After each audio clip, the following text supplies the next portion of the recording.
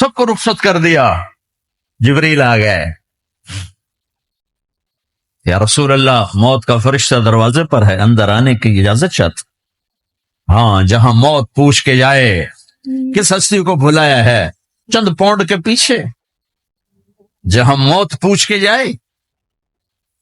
آپ نے کہا آ جائے, وہ اندر آئے. السلام علیکم یا رسول اللہ, سلام پیش کرتا ہوں.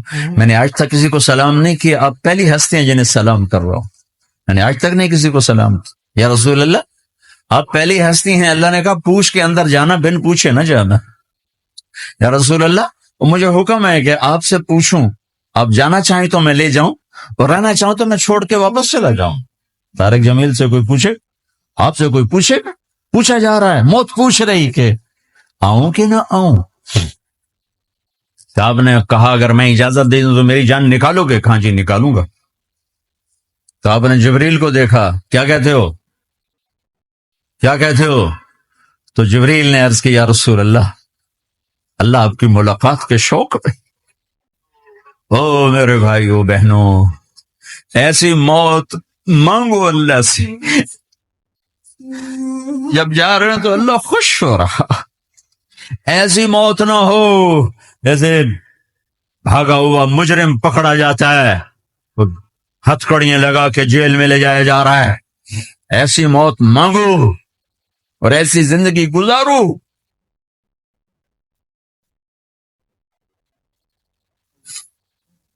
موت ہمارے لیے راحت ہے, اللہ خوش ہو رہا. اور جب سعد بن معاذ کا انتقال ہوا تو آپ نے فرمایا, میرے نبی نے فرمایا, سعد بن معاذ بڑے صحابہ میں, میرے نبی نے فرمایا کہ آج اللہ کا عرش خوشی سے جھوم اٹھا ہے. چونکہ وہاں تو جا رہے ہیں نا, یہاں سے نکلنا ہے, وہاں تو پہنچنا ہے, وہاں تو خوشی ہے, یہاں غم ہے. تو ہم نے کہا میرے نبی نے فرمایا کہ آج میرے اللہ کا عرش سعد کے پہنچنے پر خوشی میں جھوم اٹھا ہے. ایسی موت مانگو. کیا کر رہے ہیں, کدھر جا رہے ہیں؟ اس دھوکے کے گھر, اس مچھر کے پر, اس مکڑی کے جالے, اس دکھوں کے گھر, اس غموں کی دنیا میں کیا ڈھونڈتے ہو؟ جاؤ اللہ کو ڈھونڈو, جاؤ اس کے حبیب کو ڈھونڈو, پھر جاؤ مزے کی زندگی یہاں گزارو, مزے کی نیند قبر میں پوری کرو, اور جنت میں ہمیشہ کی راحتوں کے مالک بن جاؤ. کہ یا رسول اللہ, اللہ ملاقات کے شوق میں ہے. تو میرے نبی فرماتے کہ میرے حسنین کا کیا ہوگا؟ میں تو دیکھ رہا ہوں ایک زہر میں تڑپتا ہے, ایک بچوں سمیت نیزے پہ چڑھا ہوا ہے. ویسے بھی محرم ہمیں یاد دلاتا ہے کہ اللہ کو راضی کرنے کے لیے آخری حدوں تک پہنچنا بھی کامیابی کا صحرا گلے میں ڈالنا ہے. ایک نے فتح کا جھنڈا گاڑا, قیامت تک کے لیے ذلت اس کے ماتھے کا نشان بن گئی. ایک نے سر کٹا کے نیزے پہ چڑھایا اور قیامت تک کے لیے عزت کا صحرا گلے میں ڈال دیا. کیوں کہ ایک دنیا کی بازی ہارا پر اللہ کو لے کے جیت گیا, اور ایک دنیا کی بازی جیتا اور اللہ کو کھو کے ہار گیا. اللہ کو پالینے کے بعد کوئی ہار نہیں, اللہ کو کھو دینے کے بعد کوئی جیت نہیں. اللہ کو اپنا مطلب بناؤ, اللہ کو مطلب بناؤ, اللہ کو مطلب بناؤ, اللہ کو اپنی زندگی کا مقصد بناؤ. جبریل واپس جاؤ اور اللہ سے پوچھ کے آؤ میرے بعد میری امت کے ساتھ کیا کرے. واہ یا رسول اللہ. ہر کوئی اپنے بچوں کے لیے پریشان ہوتا ہے کہ میرے بچوں کا کیا بنے گا. آپ کہہ رہے ہیں میری امت کے ساتھ کیا کرے گا میرا اللہ. جاؤ اللہ سے پوچھ کے آؤ, میں پھر جواب دوں گا.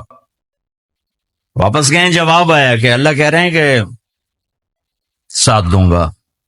میرے رب کی عزت کی قسم, اور لاکھوں کروڑوں درود و سلام ہوں اس کملی والے کا, اگر آپ یہ سوال نہ اٹھاتے آج میں اور تم بھی بندر خنزیر ہوتے.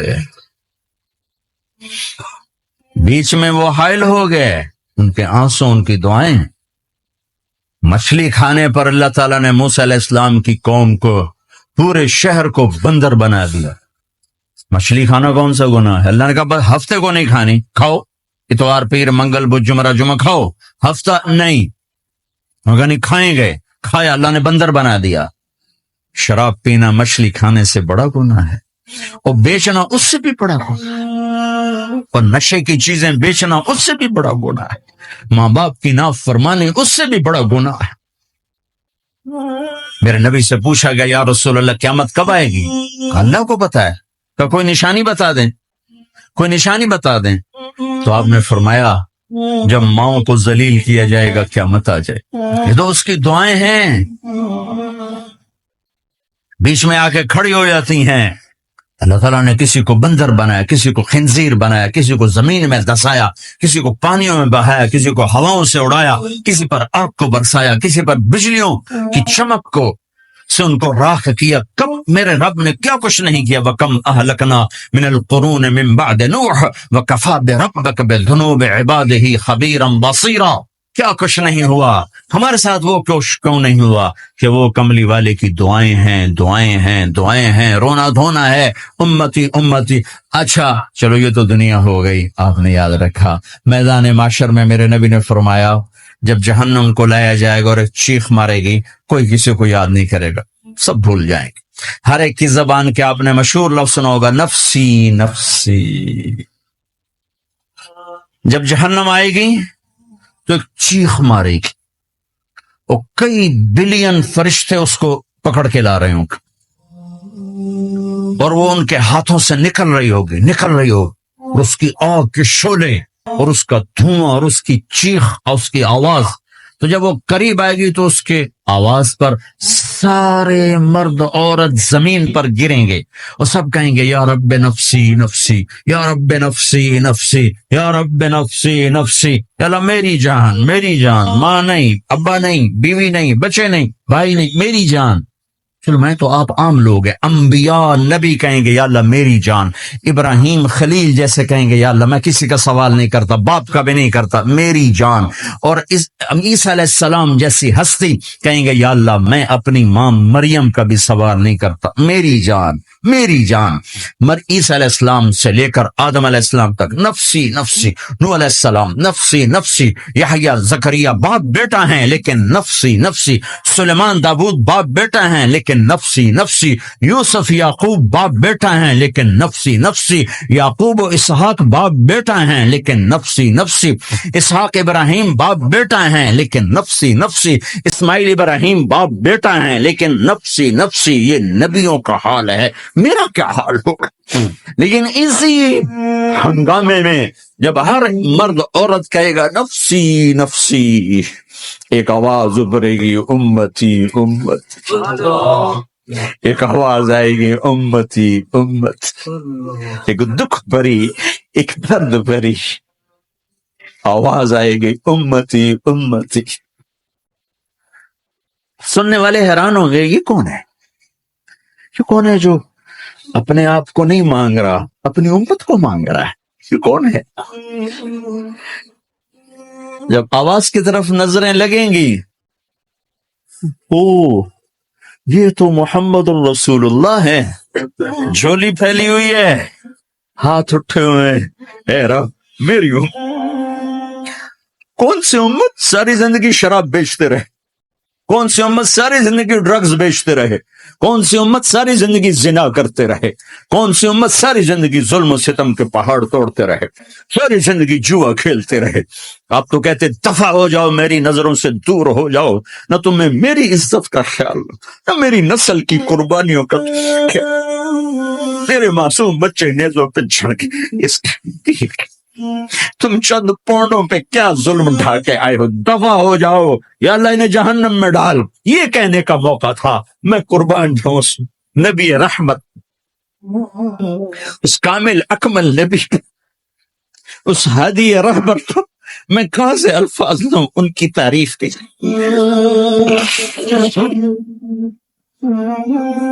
دو ہستیوں کا حق نہیں ادا کیا جا سکتا، ایک اللہ کا رسول۔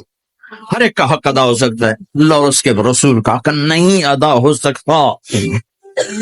وہ کہتے ہیں جا اللہ ان کو آگ میں ڈال دے، انہوں نے نہ مجھے دیکھا، نہ میرا گھر دیکھا، نہ میرے پیٹ پہ پتھر دیکھے، نہ میرا راتوں کو تڑپنا دیکھا، نہ میرا مچلنا رونا دیکھا، نہ احد میں ٹوٹے دانت دیکھے، نہ طائف میں بکھرا خون دیکھا، نہ کربلا میں اولاد کے سر نیزوں پہ چڑھے دیکھے۔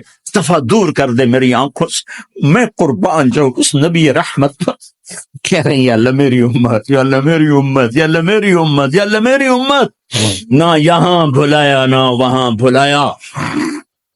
آپ کے لیے ممبر آئے گا، میرے حبیب بیٹھو، تو آپ کہیں گے اب مجھے خیال آئے گا اگر میں بیٹھا تو یہ مجھے لے کے جنت میں نہ چلا جائے، اور اللہ کہہ رہا بیٹھو تو میں کیا کروں گا؟ میں خود زمین پہ کھڑا رہوں گا، ممبر پہ ہاتھ رکھ دوں گا۔ چلا تیری مان لی، میں ہاتھ رکھا ہوا ہے، لیکن میں بیٹھوں گا نہیں کہ میں اپنی امت کا آخری حساب کروا کے ہی جاؤں گا، ایسے نہیں جاؤں گا۔ او بھائی، ہمارا نیا سال ہمارا سال تو محرم سے شروع ہوتا ہے، ویسے تو جنوری بھی اللہ کا، محرم بھی اللہ کا، سورج اللہ نے بنایا تو جنوری فروری بھی اللہ کا، اور چاند اللہ نے بنایا تو محرم ربیع الاول بھی اللہ تعالیٰ کا، دونوں ہی اللہ کے ہیں۔ کسی نے یہ لے لیا، کسی نے وہ لے لیا۔ ہم نے چونکہ چاند کا کیلنڈر بنایا تو ہمارا تو اب سال شروع ہو رہا ہے، ہمارا تو نیو ایئر اب ہے، ہمارا نیو ایئر رونے سے شروع ہوتا۔ کیسا اللہ نے نظام بنایا، کسی اور مہینے میں یہ واقعہ ہو جاتا، نہیں سال کے شروع میں یہ واقعہ رکھا ہے کہ ہر ایک کو پتا چلے کہ ہاں نیا سال خوشی منانے کے لیے نہیں ہوتا، نیا سال آخرت کی تیاری کے لیے ہوتا ہے کہ ایک سال چلا گیا، ایک سال اور زندگی سے نکل گیا، اور بھی جلدی سے اللہ کو راضی کرنے کا کوئی کام کرنے کو، توبہ کرنے کو، اللہ کو راضی کر لیں۔ لیکن آپ کیا کہہ رہے ہیں؟ یا رب امتی امت، یا رب امتی امت، یا اللہ میری امت، یا اللہ میری امت، یا اللہ میری امت۔ اور ایسی شفقت و محبت آپ کہیں گے یا اللہ یہ میری امت کا حساب میرے حوالے کر، میں لوں گا، تو نہ لے، میں لوں۔ تو اللہ تعالیٰ فرمائیں گے آپ کیوں لینا چاہتے ہیں؟ کہیں گے میں اس لیے لینا چاہتا ہوں کہ ان کے جتنے عیب ثواب ہیں نا وہ کسی کو پتہ نہ چلے، تو میرے سامنے آ جائیں تو ان کو شرمندہ نہ ہونا پڑے، تو میں قربان جاؤں۔ پھر وہ رب محمد ہے، اس نے اپنے حبیب کی لاج رکھنی ہے، وہ کہیں گے میرے محبوب اگر آپ ان کا حساب لیں گے اور آپ ان کے گناہ دیکھیں گے تو پھر ان کو آپ سے تو بڑی شرم آئے گی، نہیں میں آپ کو بھی نہیں دیتا، میں ان کا حساب پردے کے پیچھے لوں گا، کسی کو پتہ نہیں چلنے دوں گا۔ اتنی بڑی ہستی، اور آگے دیکھو طائف میں پتھر پڑ رہے اور ہر قدم پہ پتھر پڑتے ہیں، یہاں تک کہ ایک دم پتھر پڑنے سے تو خون نہیں نکلتا، پتھر کون سا کوئی تیر ہوتا ہے، پتھر تو پتھر، لیکن اتنے پتھر پڑے پنڈلیوں کے اوپر کے پھٹ گئیں، ان سے خون نکلتے نکلتے نکلتے جو جوتا تھا پاؤں میں ایسے ساتھ ایسے چپک، وہ ساری کائنات کے دلہا سردار بے ہوش ہو کے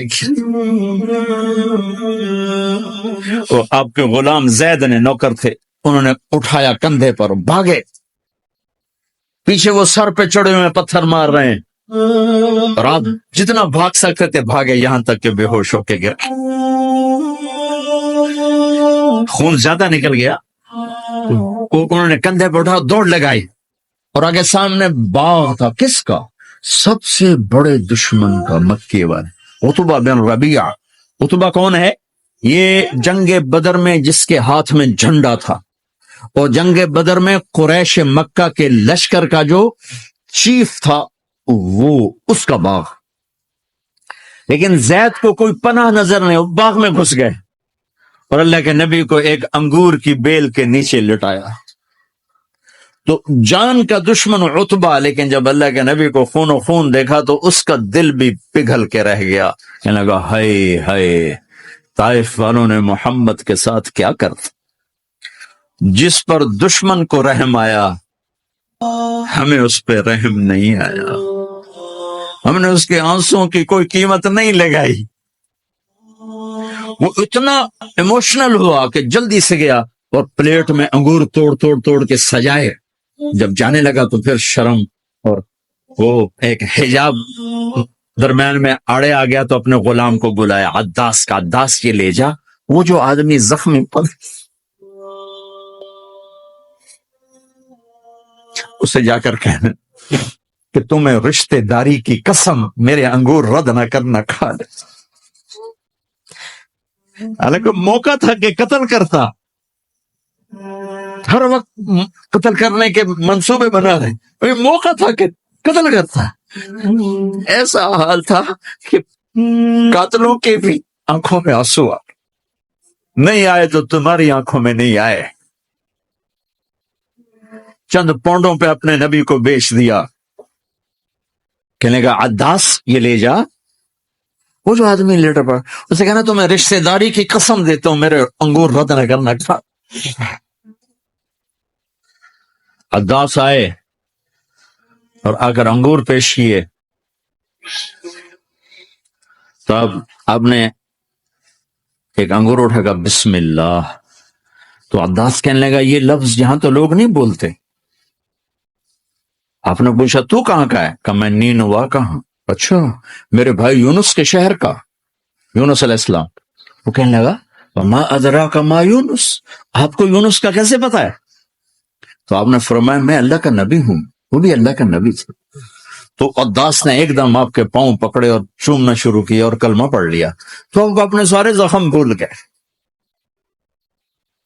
پھر جو آپ نے اللہ سے بات کی ہے نا، آئے ہائے ہائے ہائے ہائے، کیا اللہ پاک کے سامنے اللہم اشکو الیک ضعف قوتی وقلت حیلتی وحوانی علی الناس، اے میرے رب آج تجھ سے گلہ نہ کرو، آج تجھ سے گلہ نہ کرو، تو نے مجھے کن کے حوالے کر دی، تو نے مجھے کن کے حوالے کر دی، الی عدو ملکتہ امری او بعید یتجحم، ایسے دشمنوں کے حوالے تو نے کیا جنہوں نے میرا یہ حال کر دیا، تجھ سے کون سا چھپا ہوا ہے۔